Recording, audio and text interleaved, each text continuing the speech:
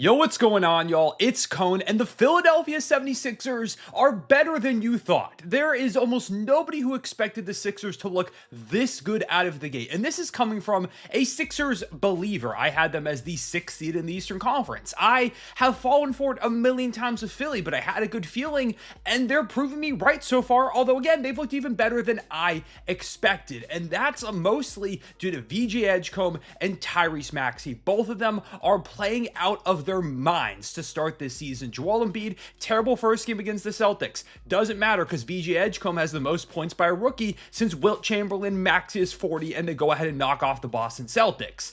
Second game, Embiid plays pretty well. Tonight, no Joel Embiid, no Paul George against a Magic team that has been one of my most disappointing teams in the NBA so far this season. But even still, they've got a lot of real talent. They've got great defensive personnel. This is supposed to be a team towards the top of the Eastern Conference. And you know what happens? Philly beats them 136 to 124. They put 136 points on the Magic's head. And again, the Magic defense hasn't been great so far, but it's still impressive. And it's again, Maxey and Edgecombe. Maxey, 43 points, 47% shooting, 4 rebounds, 8 assists, and a steal. Absolutely unstoppable. If we were to make an MVP conversation today, Maxey finishes top 5. He is an all-NBA first teamer through the first 3 games of the season. It's not a lot, but after last year, Maxey had a bit of a down season. To see this bounce back, I mean, he's playing the best basketball that he ever has at this moment. And then VJ Edgecombe is the first rookie guard to ever average, or might just be the first rookie ever, I can't remember, I think it's just rookie guard,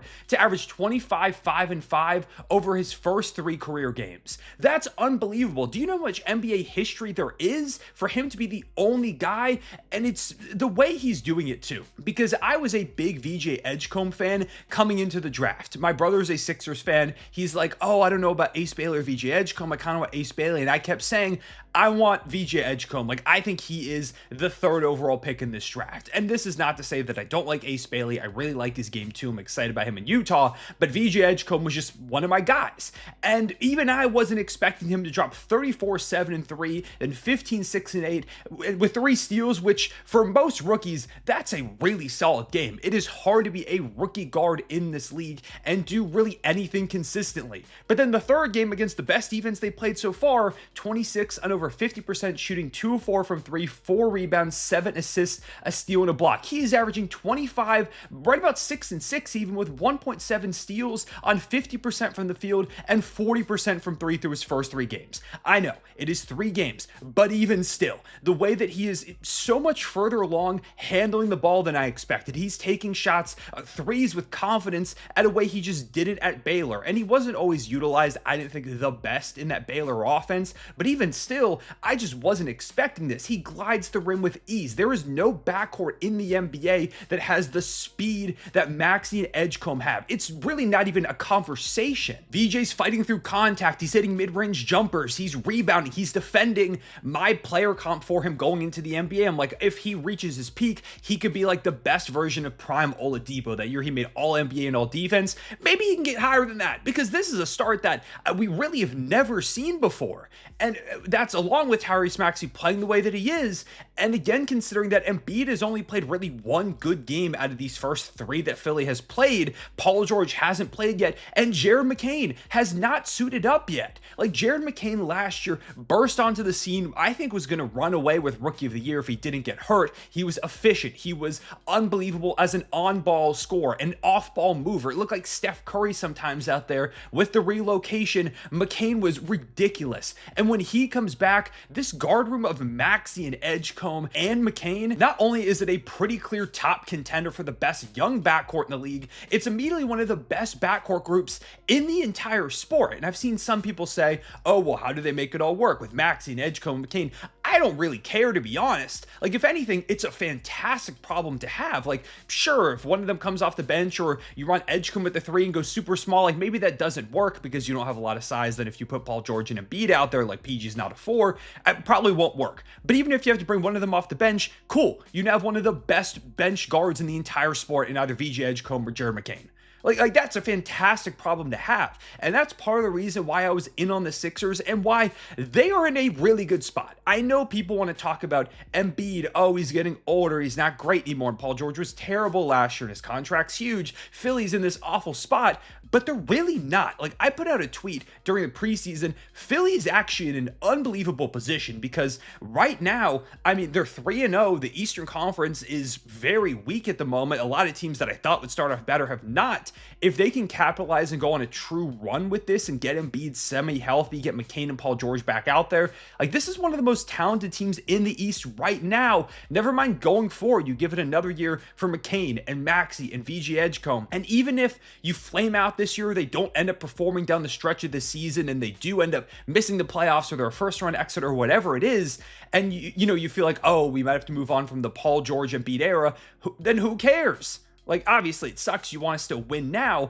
but even if you can't, you start off a rebuild with those guys. Quentin Grimes, if you're able to pay him, he's looked fantastic to start the season. Adem Bona has been really, really solid. I've liked some minutes here and there from like a Dominic Barlow and Justin Edwards. Like, there was a lot of talent over here in Philly, and they've got a Clippers pick in a couple of years down the line, which, the Clippers are good right now, but they're also really old. They've got real tangible assets. And if the trio doesn't work and you have to deal with McCain or an Edgecombe, I feel like right now I have no idea. I was going to try and put a player out there that they'd move from that trio of Maxey, McCain, Edgecombe. I can't even like put those words out there because they're all playing so well. But even if you have to move somebody, you can get a ridiculous haul for whoever you end up trading. And I don't even think you'll have to. I think there is a way to make this work because they're all so talented. Ultimately, last year's disaster season that felt like the worst case scenario for the Sixers, because now how are they ever going to compete again with PG and Embiid?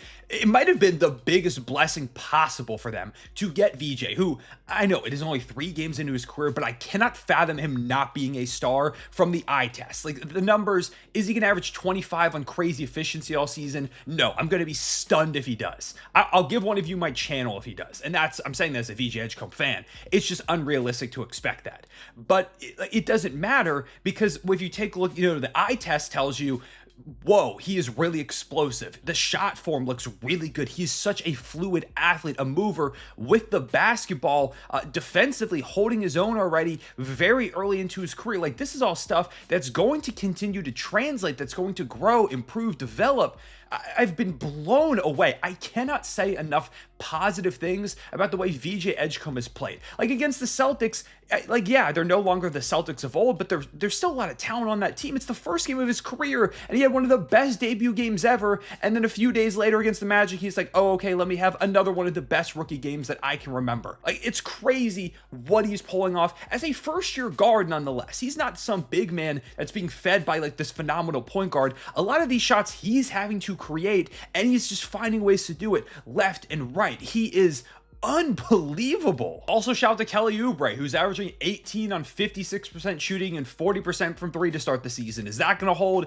No, but maybe we found a new, more efficient version of Kelly Oubre. I don't know. Just everybody has been playing so well. It's crazy how quickly the vibes flipped from last year in Philly, where they were at like an all-time low, to now. Like, I mean, you see Quentin Grimes hit that shot against the Charlotte Hornets that ultimately helped them seal the game, and the crowd is going crazy. He's doing the finger guns that, like, his teammates, everybody is loving it. There is a real energy surrounding this Philadelphia 76ers team now. I said over the course of the summer that, like, I'm not going to predict it, but this could be the year that the Sixers make the conference finals because of how wide open the East is, and they could just catch people off guard if they get a big bounce back from Embiid and Paul George, who I don't think just suck, and the young guys really pop, and the young guys have popped. Oubre's popped. If PG and Embiid can be on the court and give somewhat sustainable, like, good production, this is a team capable of winning a series and maybe even winning a couple if the rest of the East continues to look as jumbled as it does. Teams